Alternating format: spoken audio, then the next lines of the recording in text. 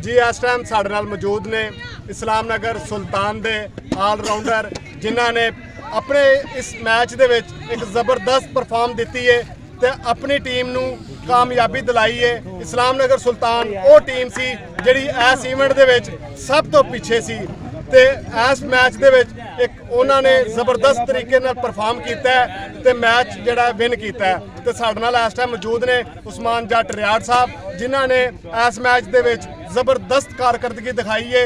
ये इवेंट का 12वां मैच सी ते जिहदे विच इस्लाम नगर सुल्तान कामयाब होया ते असी उस्मान जट नाल गल करांगे ते उन्हां दे ख्यालात तुहाडे नाल सांझे करांगे ते असी उन्हां कोल पुछांगे कि इस मैच नूं जितण वास्ते उन्हां दी की प्लैनिंग सी। जी अस्सलाम वालेकुम जी।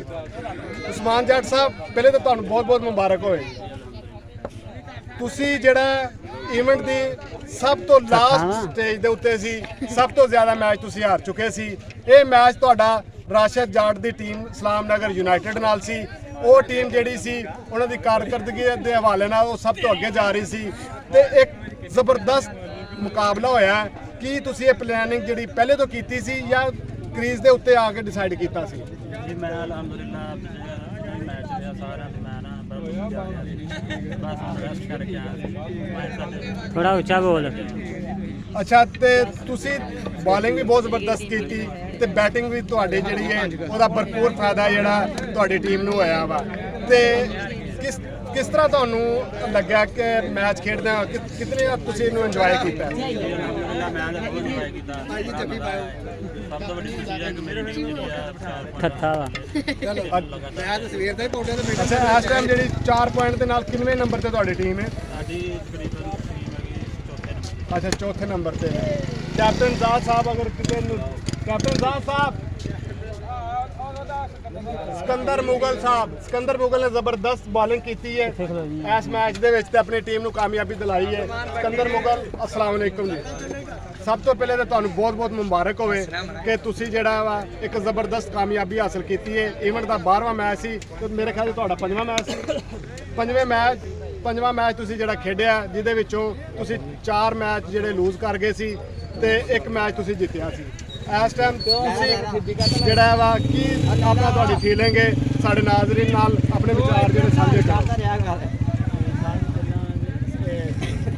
करो। 4 मैच पहला हारे सी। अच्छा जी। साडे खिलाड़ी बिल्कुल हार गए लेकिन साडे कोच ने कहा नहीं ਇਹਦੀ ਵਜ੍ਹਾ ਤੋਂ ਸਾਡਾ ਮੇਨ ਟਾਰਗੇਟ ਸੀ ਪਹਿਲੀ ਓਵਰ 'ਚ ਮਿਲ ਕਿਉਂਕਿ ਅਸੀਂ ਦਿਨ ਦੇ ਟਾਈਮ ਹੀ ਤੁਹਾਡਾ ਇੱਕ ਮੈਚ ਵੇਖਿਆ ਸੀ ਜਿਹਦੇ ਵਿੱਚ ਤੁਸੀਂ ਬਾਲਿੰਗ ਕਰਵਾ ਰਹੇ ਸੀ ਤੇ ਤੁਹਾਨੂੰ ਬਹੁਤ ਜ਼ਿਆਦਾ ਜਿਹੜਾ ਸੀ ਨਾ ਸਕੋਰ ਪਿਆ ਸੀ। ਇਸ ਮੈਚ ਦੇ ਵਿੱਚ ਐਸੀ ਕੀ ਖਾਸ ਪਲੈਨਿੰਗ ਸੀ ਕਿ ਤੁਸੀਂ ਜਿਹੜਾ ਰਾਸ਼ਿਦ ਜਾਟ ਨੂੰ ਤੇ ਸ਼ਕੀਲ ਜਾਟ ਨੂੰ ਜਿਹੜਾ ਤੁਸੀਂ ਕਾਬੂ ਕਰਨ ਦੇ ਵਿੱਚ ਕਾਮਯਾਬ ਹੋ ਗਏ? ਜੀ ਉਸ ਮੈਚ ਦੇ ਵਿੱਚ ਲੈਣ ਲੈਂਸ ਤੋਂ ਨਹੀਂ ਗੇਂਦ ਹੋ ਰਹੀ ਇਸ ਵਜ੍ਹਾ ਤੋਂ ਬਾਲ ਅੱਗੇ ਆ ਰਹੀ ਤੇ ਛਿੱਕੇ ਲੱਗ ਰਹੇ ਸੀ। ਇਸ ਮੈਚ ਦੇ ਵਿੱਚ ਲੈਣ ਲੈਂਸ ਦੀ ਗੇਂਦ ਹੋਈ ਜਿੱਥੇ ਜੀ ਤੁਸੀਂ ਗੱਲ ਸੁਣੀਆਂ ਨੇ ਇਸਲਾਮ ਨਗਰ ਸੁਲਤਾਨ ਦੇ ਬਾਲਰ ਨੇ ਆਲ ਰਾਊਂਡਰ ਨੇ ਆਪਣਾ ਸਿਕੰਦਰ ਮੁਗਲ ਸਾਹਿਬ ਤੇ ਇਸ ਤੋਂ ਪਹਿਲੇ ਤੁਹਾਡੇ ਨਾਲ ਆਪਣੇ ਵਿਚਾਰ ਸਾਂਝੇ ਕਰ ਰਹੇ ਸੀ ਉਸਮਾਨ ਜੱਟ ਹੁਣੀ ਤੇ ਇੱਕ ਅਹਿਮ ਕਾਮਯਾਬੀ ਇਵੈਂਟ ਦੇ ਵਿੱਚ ਇਹਨਾਂ ਨੇ ਹਾਸਲ ਕੀਤੀ ਹੈ। ਵੇਖਦੇ ਰਹੋ ਪੰਜਾਬੀ ਨਿਊਜ਼ ਚੈਨਲ ਤੇ ਸਾਡੇ ਚੈਨਲ ਨੂੰ ਲਾਈਕ ਕਰੋ ਤੇ ਸਬਸਕ੍ਰਾਈਬ ਕਰੋ ਤੇ ਹੁਣ ਤੱਕ ਇਸ ਇਵੈਂਟ ਦਾ ਇਹ ਆਖਰੀ ਮੈਚ ਸੀ। ਕੱਲ ਇਸ ਇਵੈਂਟ ਦਾ ਤੀਸਰਾ ਦਿਨ ਹੋਏਗਾ ਤੇ ਹਜੇ ਇਹਦੇ ਕਮੋ ਬੇਸ਼ ਕੋਈ 7-8 ਮੈਚ ਜਿਹੜੇ ਬਾਕੀ ਨੇ ਉਹ ਵੀ ਅਸੀਂ ਪੰਜਾਬੀ ਨਿਊਜ਼ ਦੇ ਨਾਜ਼ਰੀਨ ਨੂੰ ਅਸੀਂ ਲਾਈਵ ਦਿਖਾਵਾਂਗੇ ਤੇ ਇਹਦੇ ਨਾਲ ਹੀ ਅੱਲਾ ਨਿਗਹਿਬਾਨ।